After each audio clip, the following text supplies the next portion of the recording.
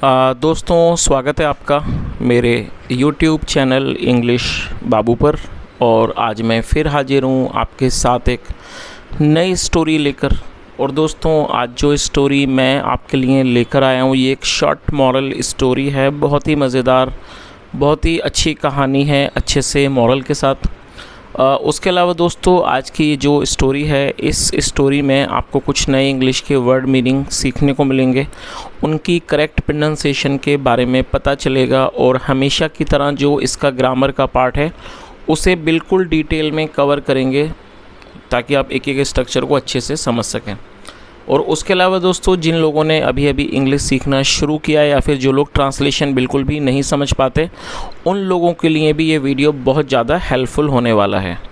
तो चलिए दोस्तों, आज की इस कहानी को हम शुरू करते हैं। और सबसे पहले कहानी का टाइटल देखते हैं।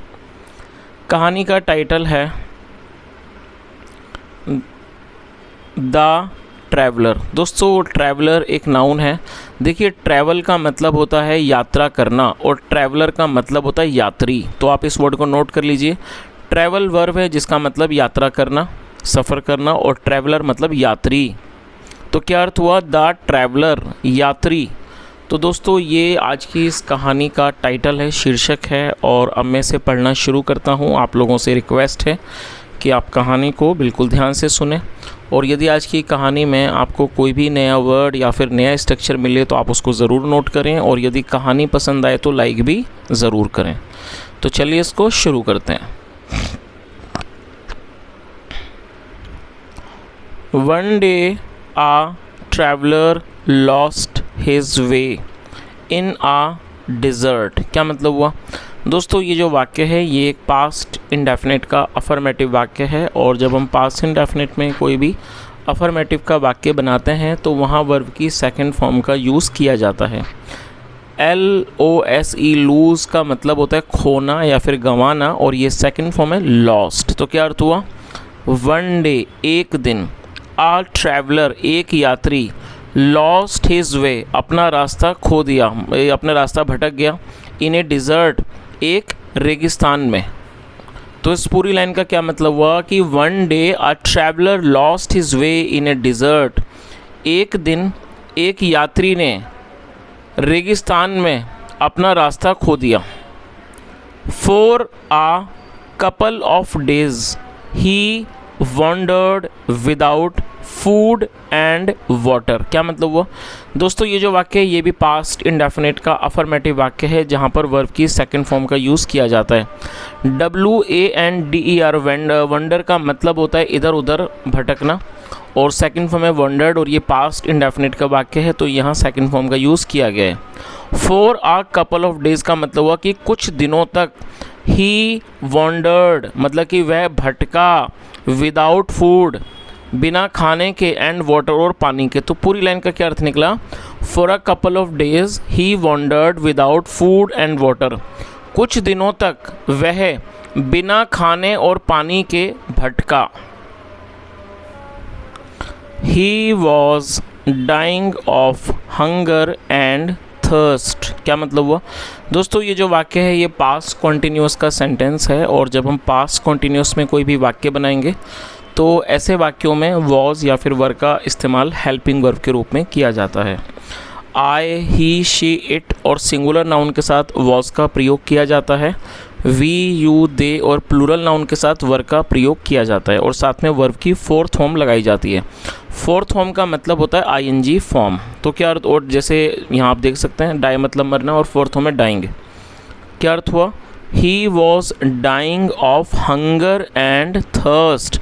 हंगर, दोस्तों आप इस वर्ड को नोट कर लीजिए। HUNGER, हंगर नाउन है जिसका मतलब होता है भूख, और THIRST, थर्स्ट का मतलब प्यास। और यदि आप इसमें हंग्री वाई लगाएंगे, हंग्री मतलब भूखा और थर्स्टी मतलब प्यासा। तो फिलहाल वो ये दोनों के दोनों नाउन है।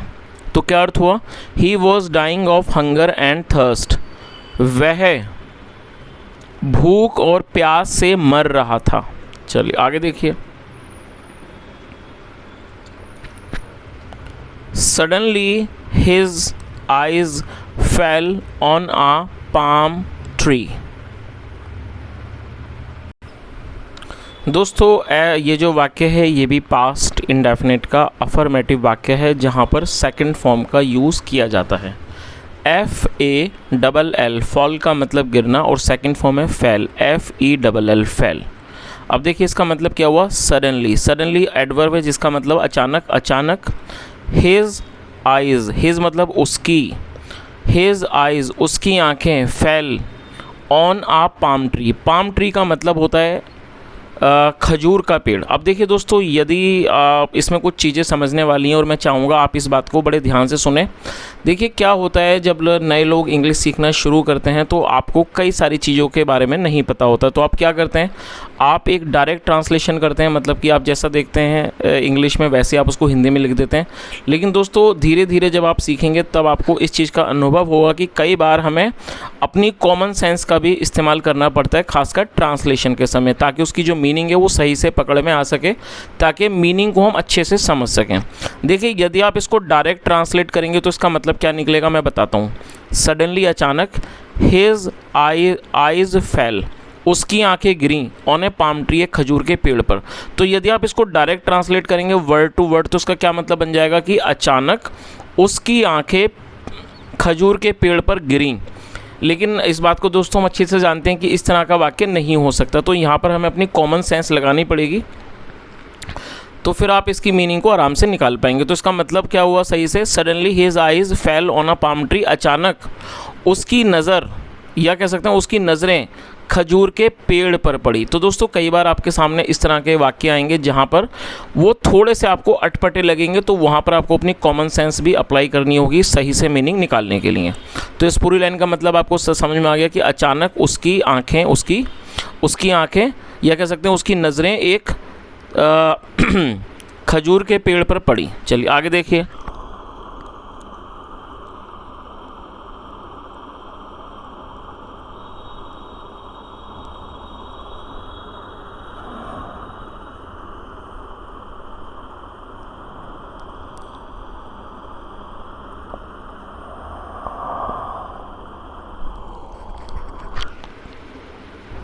The traveller decided to take rest under its shade. क्या अर्थ हुआ दोस्तों, ये जो वाक्य है ये भी एक पास्ट इंडेफिनिट का अफर्मेटिव वाक्य है जहाँ पर सेकंड फॉर्म का प्रयोग किया जाता है। डिसाइड का मतलब किसी चीज़ का फैसला करना, निर्णय करना, और ये सेकंड फॉर्म है।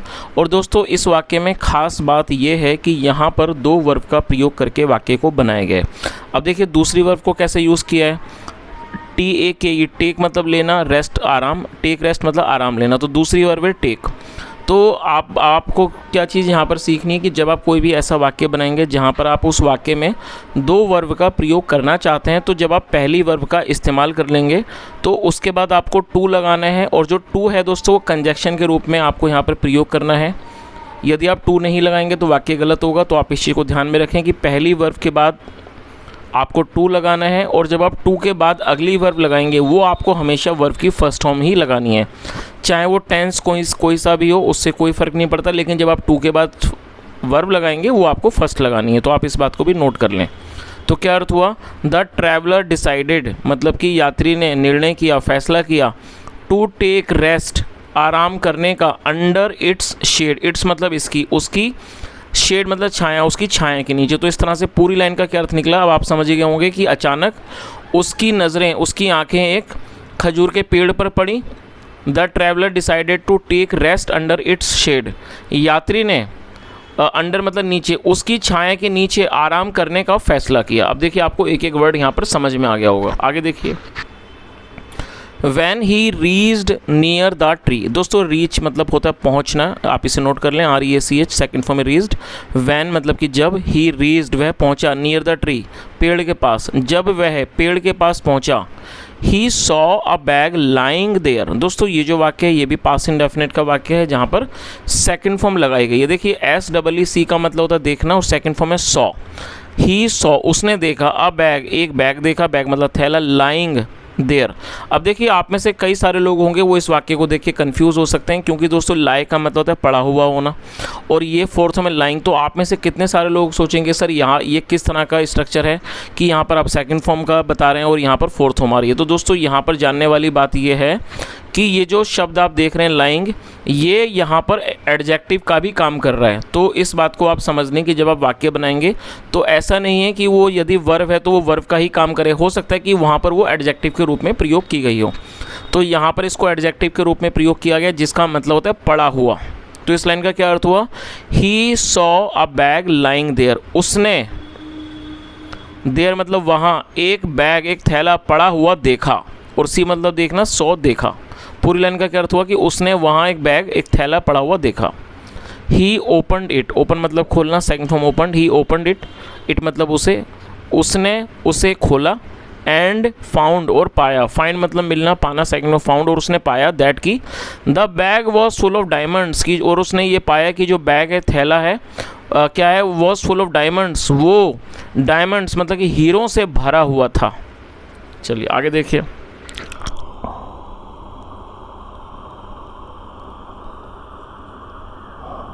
और दोस्तों यदि आप चाहें तो आप इसके स्ट्रक्चर को भी नोट कर लें। ये जो वाक्य है ये एक सिंपल पास्ट का वाक्य है। सिंपल पास्ट का मतलब होता है जब हम पास्ट में कोई ऐसा वाक्य बनाते हैं जहाँ पर वॉज या फिर वर्ब का इस्तेमाल हेल्पिंग वर्ब के रूप में किया जाता है, साथ में नाउन या फिर एडजेक्टिव को लेकर वाक्य बनाया जाता है। और इस तरह के वाक्यों में कभी भी वर्ब का प्रयोग नहीं किया जाता है। तो इस पूरी लाइन का क्या अर्थ निकला, ही ओपनड इट, उसने उसको खोला, एंड फाउंड और पाया दैट की the bag was full of diamonds की जो बैग है थैला है वो हीरों से भरा हुआ है। बट लेकिन the very next moment, the very next moment का मतलब हुआ ठीक उसी क्षण, अगले ही क्षण, नेक्स्ट मतलब अगला तो क्या हुआ, but the very next moment लेकिन अगले ही पल या कह सकते हैं अगले ही क्षण, हिज एक्साइटमेंट। दोस्तों आप इस वर्ड को जरूर नोट कर लीजिए, EXCITEMENT, एक्साइटमेंट का मतलब था उत्साह, लेकिन अगले ही पल जो उसका उत्साह था वैनिश्ड, वो गायब हो गया। दोस्तों VANISH वैनिश मतलब गायब होना, और ये सेकंड फॉर्म है तो वैनिश्ड। तो पूरी लाइन का क्या अर्थ हुआ कि but the very next moment लेकिन अगले ही क्षण, अगले ही पल, हिज एक्साइटमेंट वैनिश्ड, उसकी जो एक्साइटमेंट थी, जो उसका उत्साह था वो क्या था, गायब हो गया।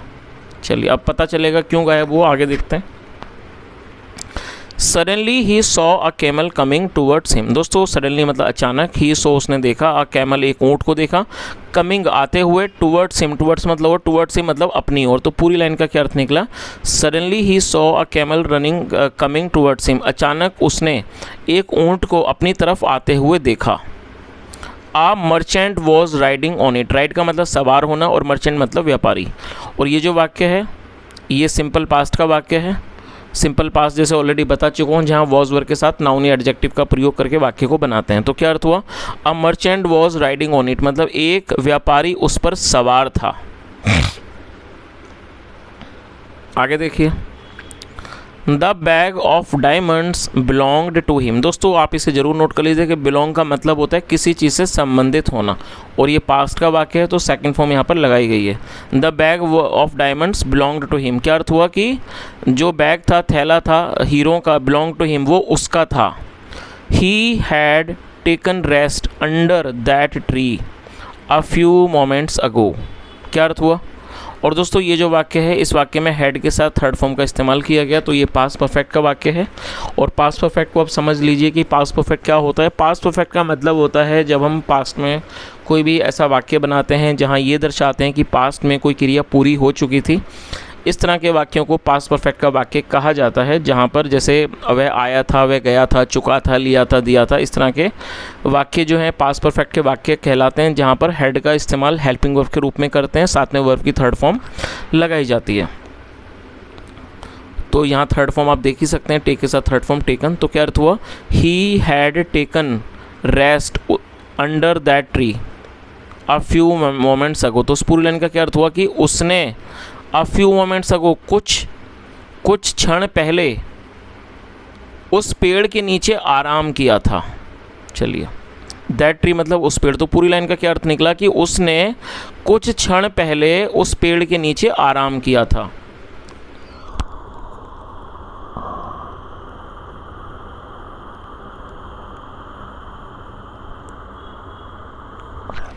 The merchant thanked the traveller for the bag of diamonds. And gave him food and water. क्या अर्थ हुआ? The merchant thanked the traveller for the bag of diamonds.